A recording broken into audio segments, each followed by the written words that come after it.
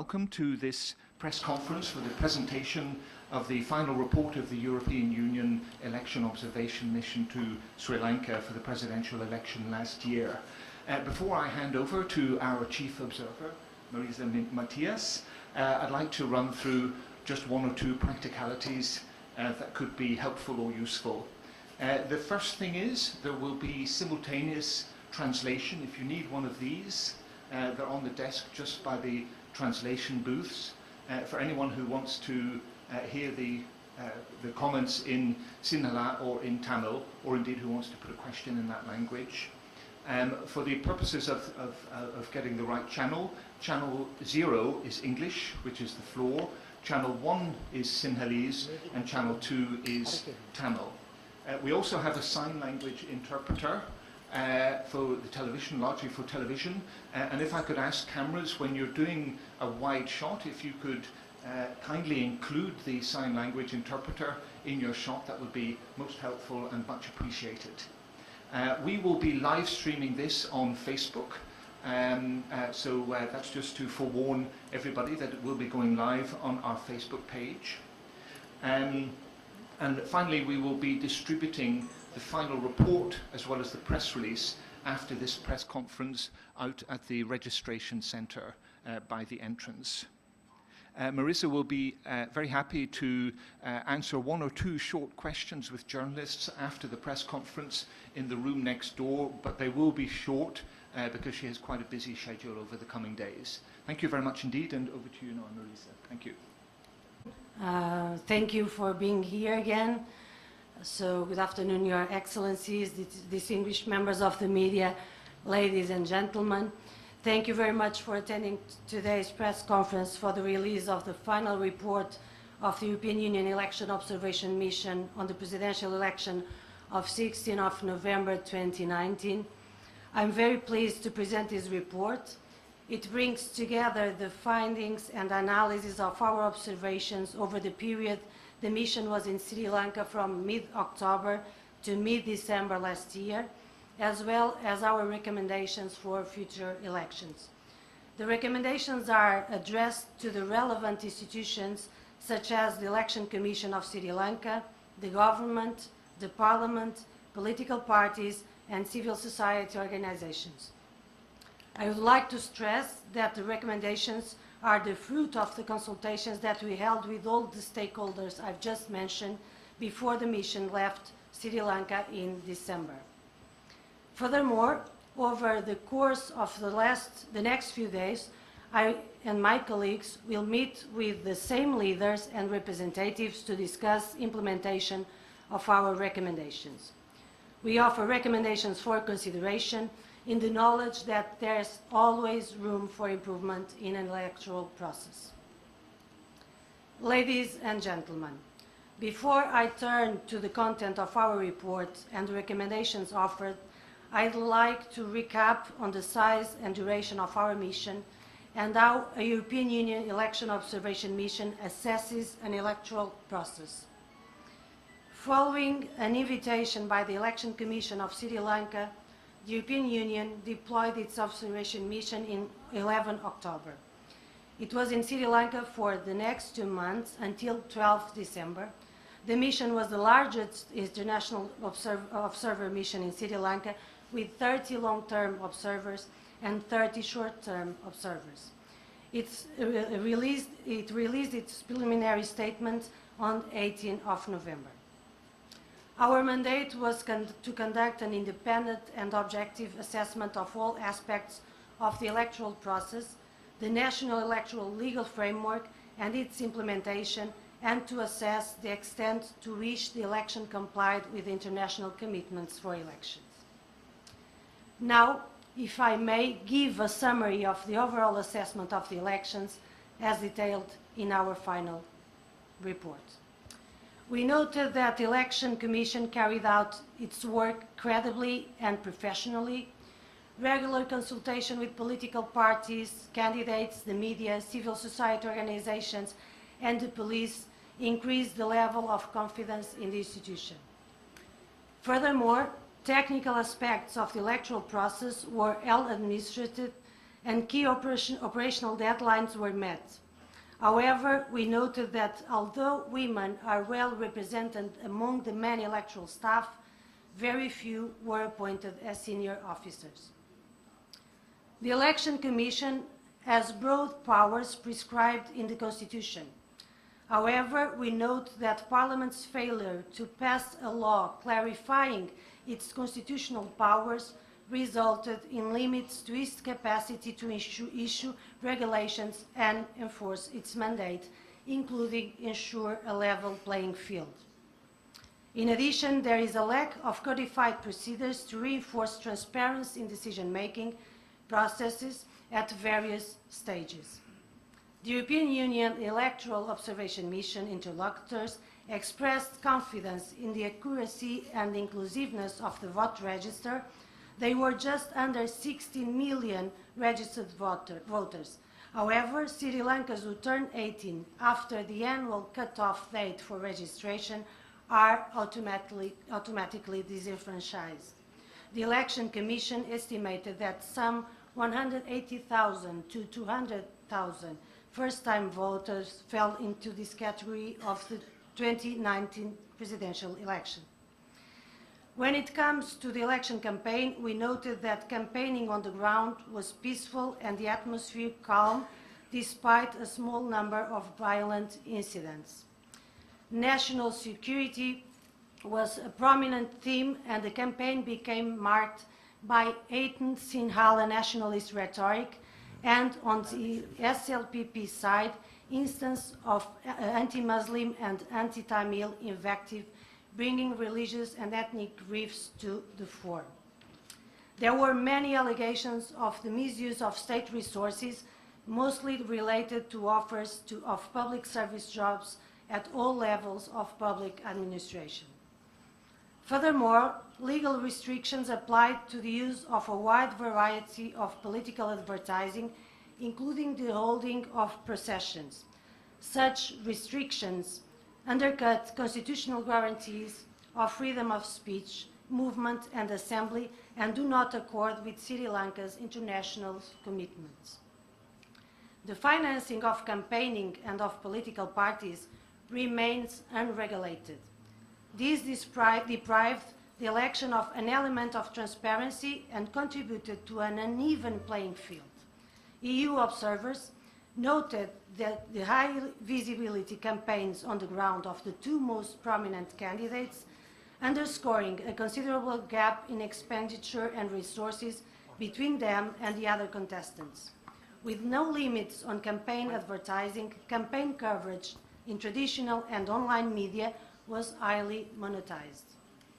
Regarding the media environment itself, this is characterized by divisions along political lines, which has a notable influence on content. State media adhered to their legal requirement to allocate free airtime to candidates. Beyond that, access to media was significantly limited for most of the contestants other than the two leading ones. Overall, there was a lack of in-depth and critical editorial analysis, in particular in the broadcast media. In the online media, we believe that a damaging environment distorted public debate and curbed voters' access to factual information on political alternatives. Coordinated dissemination of false and demeaning information overwhelmed credible news threats. Further, we noted the degree to which Facebook stands as the prime contributor to the crafting of political narratives in the public space and to setting the electoral agenda. However, Facebook had only an informal understanding with the Election Commission on the removal of hate speech and disinformation, and did not take appropriate measures to ensure adherence to campaign silence rules on political advertisement. So far, as women are concerned, we noted inadequacies in the legal framework for women's political participation, with weak rules for their inclusion in political parties and unregulated campaign finance that could hamper their candidacies. However, we also noted the recent progress made on inclusivity for women in local government, persons with disabilities are similarly prejudiced by outdated laws for the protection of their rights. Pre- and post-election complaints. On this issue, most of the concern breaches of campaign rules, the Election Commission published consolidated daily reports and complaints received on its website, but with no details of its follow-up actions. There was a lack of unified rules and clear timelines in complaints handling procedures to ensure stakeholder awareness and confidence. We have also noted there is no regulatory framework for national and international observation. Only 2 national organizations accredited at the Election Commission's discretion had full access to polling and counting centers. Election day itself was peaceful and orderly, with only a few violent incidents reported.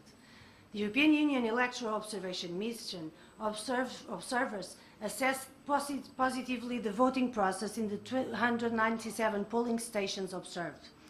Polling was efficient and procedures were largely followed. However, in 37% of the observed polling stations, the layout did not sufficiently protect the secrecy of the vote. Counting was observed in 25 out of 38 district counting centers, and it was assessed overall as well organized and transparent. The tabulation of the results at district and national level observed by the European Union Electoral Observation Mission observers was conducted in a transparent manner. In the immediate post-election period, several physical attacks and hateful commentary on social media against Tamils and Muslims were reported, while journalists at 3 online outlets were questioned for lengthy periods by police, raising concerns for media freedom. Now, I would like to present to you our main recommendations. Our report, which you have a copy outside, and I'm sure that all of you already got this full copy, makes 23 recommendations for consideration. They are all listed in the annex, in the back of the report, as they are well detailed in the texts inside the report, so you can see information about all these 23 recommendations, either in a more detailed version or in the table that you can find as annex. They cover the legal framework, election administration, voter register, voter education, election day, the results process, the participation of women, persons with disabilities, and other vulnerable groups, as well as the traditional and social media. They are offered constructively as a way of improving the electoral process for future elections. Of the 23, we list 6 priority recommendations. These are as follows. First recommendation: enact legislation to strengthen capacity and procedures in line with the Election Commission's constitutional mandate. The law should empower the Commission to issue in a timely manner binding regulatory instruments with clear provisions for enforcement and to develop and codify internal procedures. Recommendation number 2, revise the Presidential Elections Act to remove ambiguity, harmonize terminology with most recent laws, and avoid potential for conflicting interpretations. Recommendation number 3, adopt a law on campaign finance and campaign expenditure. The law should include clear provisions on timely disclosure before and after elections, oversight, sanctions, and enforcement. Income and expenditure reports should be audited by a competent independent body with investigative powers. Recommendation number 4, revise the law to ensure equal campaign opportunities by removing all disproportionate restrictions to campaigning on the ground, including on processions, on dissemination of political campaign messages, and on the establishment of campaign offices. Establish unified campaign silence rules for contestants, traditional and online social media for paid for campaigning, with clear enforceable sanctions for non-compliance.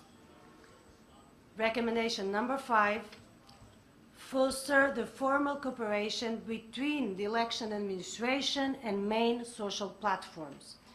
The Election Commission and Facebook should aim to develop more efficient mechanisms to enhance the transparency of campaigning on the platform and the respect for existing campaign rules, including but not limited to the electoral silence period. Social platforms, and in this case Facebook in particular, should grant equal treatment in terms of the assistance offered to election management bodies in all countries where they are avenues for political advertising and messaging.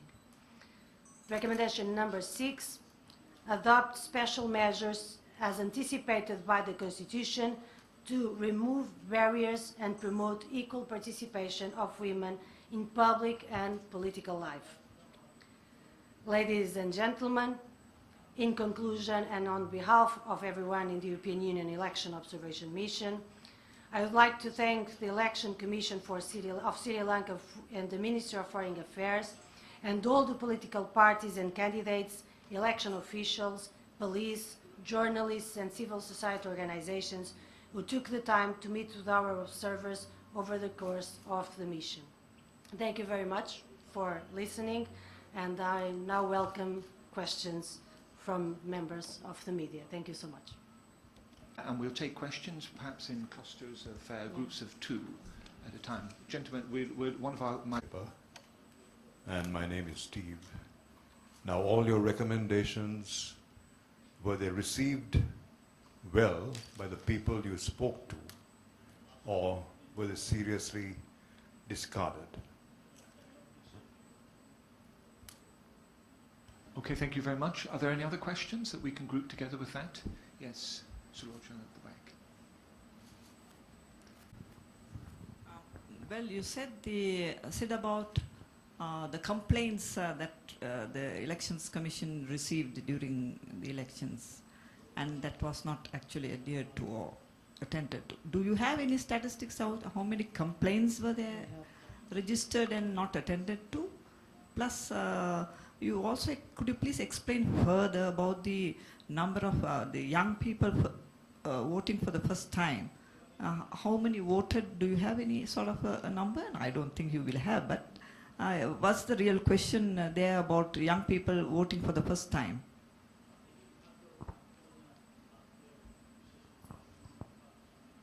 Thank you very much. Perhaps we'll take one more question if there is another question. The gentleman, could you say where your name as well and where you're from?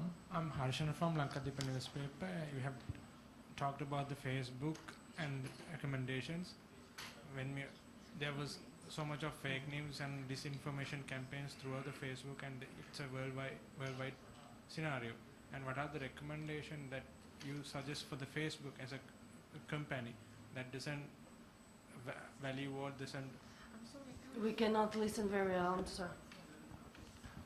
If you what are the recommendations that you give for the Facebook as a company, because they don't value the laws of a country or whatever the political issues, and they say that they don't fact check or they don't do anything about what politicians say.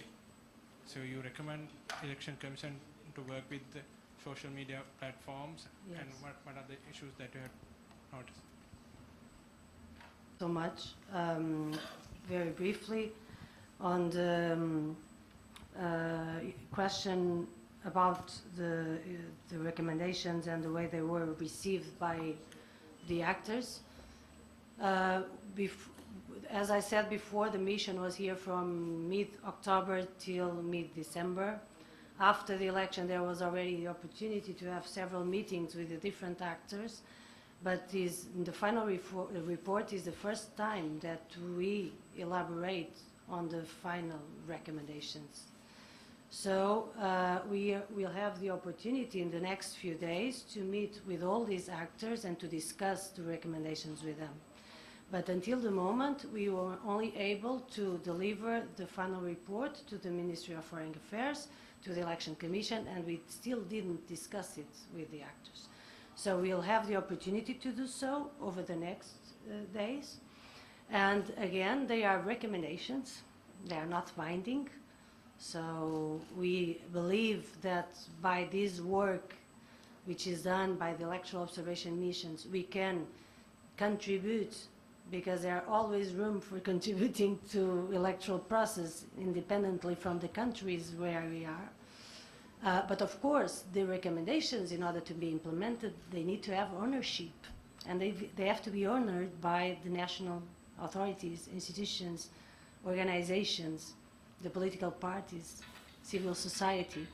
So this is the starting of a process of discussion. And then it will be the phase of follow-up, the implementation of these recommendations, and which will be much more assessed in line with the European Union delegation here, and the mission, the DCO and myself will come back in about 2 years to make an assessment of the level of implementation. But they are not binding. They are just recommendations, as we said, because we do not interfere and we do not aim to interfere. Nevertheless, in the next few days, we as a team will have the chance to already have a more detailed idea about the level of acceptance of these recommendations, which by now I cannot provide you with any detailed information because we didn't do it yet. As for the complaints which were received, yes, you can find detailed information in the report. The data which we received from the Election Commission was that there were 3,905 complaints, and that's why, and we don't know then what is the process and of these complaints. They are still ongoing, some of them. That's why in the recommendations and the assessment we do, we also include the need to have a more transparent procedure and a more regular procedure to follow with the complaints, in order that we can say, okay, they will be solved in the next month or in 2 months, but with no such clarity is difficult to assess. But that's also why we have this recommendation. As the young voters, the only thing we will refer is because as there were no change in terms of the regulation and the law which defines the cutoff date for register, what happened is that is estimated by the Election Commission that between the cutoff date and the day of the election, from 180,000 to 200,000 new voters were out of the election, were not able to vote. So that's something we also recommend that could be revised in order not to let new voters out of the election.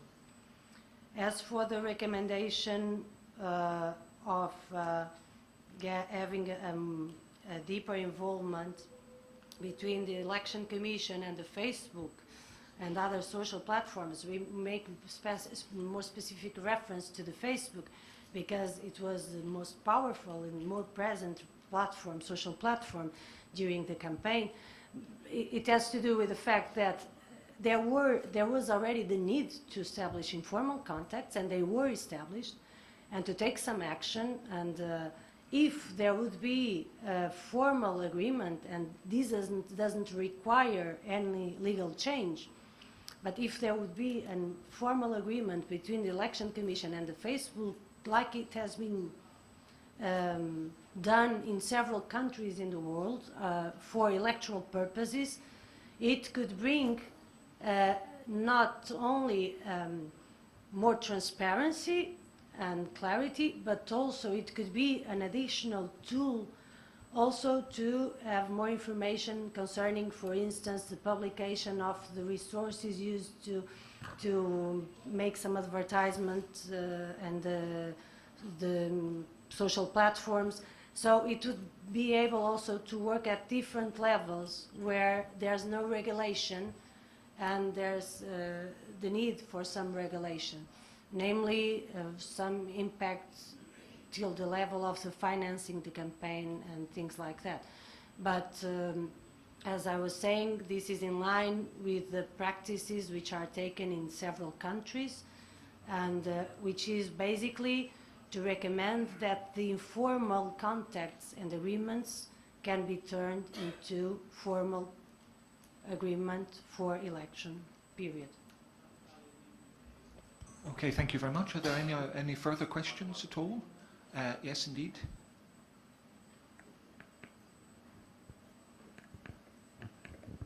Given the fact that you have recommended and that you are not quite certain if you are going to be listened to or not, have you been wasting your time?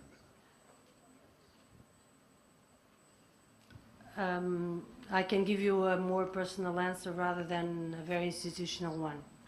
I've been part of several electoral observation missions, and my colleagues also, in different contexts, in different moments, with different lacks of difficulties, and this is a tool. This is not something to replace the national authorities, but is a tool which no other institution is able to follow, an independent institution with a proper mandate based on the national legislation, on the international standards.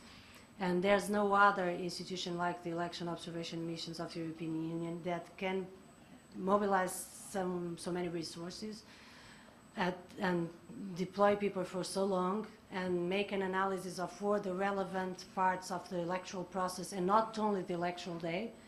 So, as I said, the institutions and the country itself has to decide if they want to implement the recommendations or not.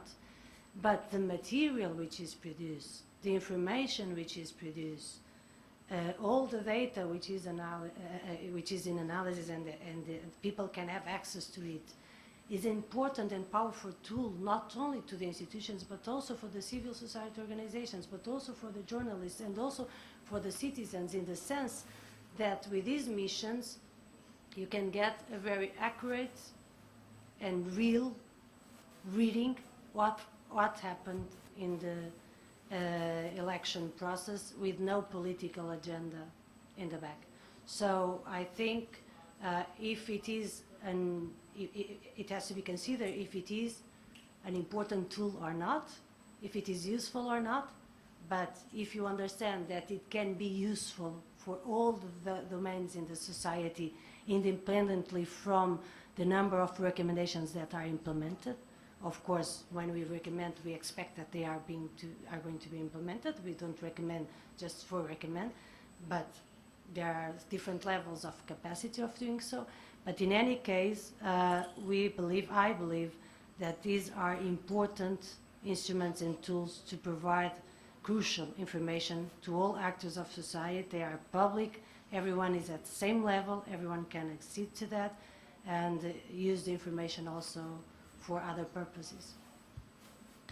Thank you very much. Are there any further questions at all from the media? Yeah, the gentleman in the pink shirt. Yes, one major issue in this election, we saw that large number of candidates and some inactive candidates we saw.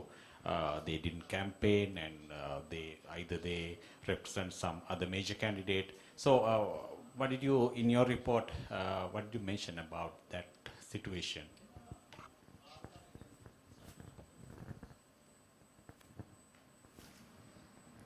Any additional questions? Gentleman on the left at the back. If you could also say where you're from, please, it would be great. Hi, I'm Rifti. I'm running a Tamil website called vdl.lk. The end of, we all hope to, waiting for another election, end of April, that your mission is continue the observation for the parliament election also? Okay.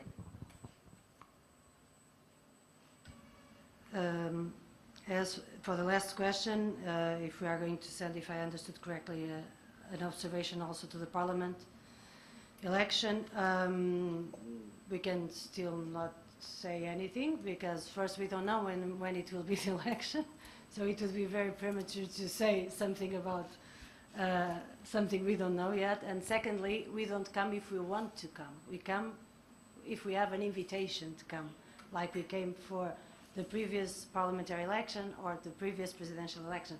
So if the conditions are in the ground and if there's an invitation from the national authorities, that might be considered, yes, but in this moment we know nothing. As concerning the large number of candidates, in fact there's nothing in the international law or international standards which limitates or which is not in line with what happened here in Sri Lanka. Of course, we know, and it's a matter of fact, that the campaign had two main protagonists and a lot of other candidates which didn't appear, either because they didn't have the same opportunities or because it was not supposed to appear. That's something we cannot simply make any judgment because we don't have the capacity to do judgments at the respect. But we do recommend that the Presidential Elections Act should be revised in order to eliminate several areas of ambiguity and in order to avoid conflicting interpretations. But the one related to the number of candidates is not against any of the international standards or rules or laws or even the national law. So of course you can think it's something that your society can think about and make some decisions, but also at the same time we can see it from the perspective that it's a very inclusive process. Are there any further questions at all? Yes, the gentleman towards the back in the middle. And if you could say where you're from, yeah, please. I'm from the Island newspaper. The Island newspaper. Were you surprised at any point of the campaign how much money was being spent for the campaign for a country like Sri Lanka? Were you surprised, or were you really convinced that it was the right level of campaign financing? Thank you very much. Any other questions from anybody? Okay, I'll pass over to you, Marisa. As we present in our recommendations, and according to the international standards, if there is regulation concerning the financing of the campaign, for sure it is a more transparent process. And this regulation does not exist in Sri Lanka. In any case, what you can get from our observation, which is based on the facts and not on our opinions, is what is known is the approximate levels of expenditure and the different timings in the media, the coverage media, and the resources used at the social media for the different candidates. And we can say there's a huge gap between the two main candidates and all the remaining candidates. But that's a question that you can identify and you can see, and the data is very clear concerning that, and is very obvious, but I will not answer directly to your question because I don't think that my state of mind or our state of mind is relevant to the fact, but you can find a lot of information concerning these issues in the report. Thank you. If there are no further questions, then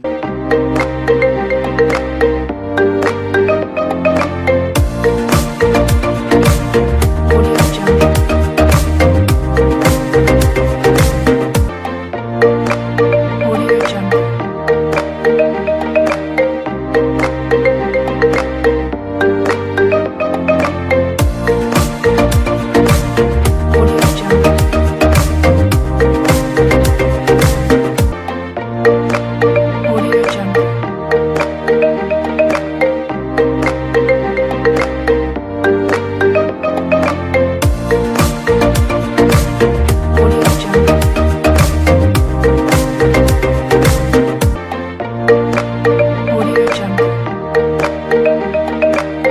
you.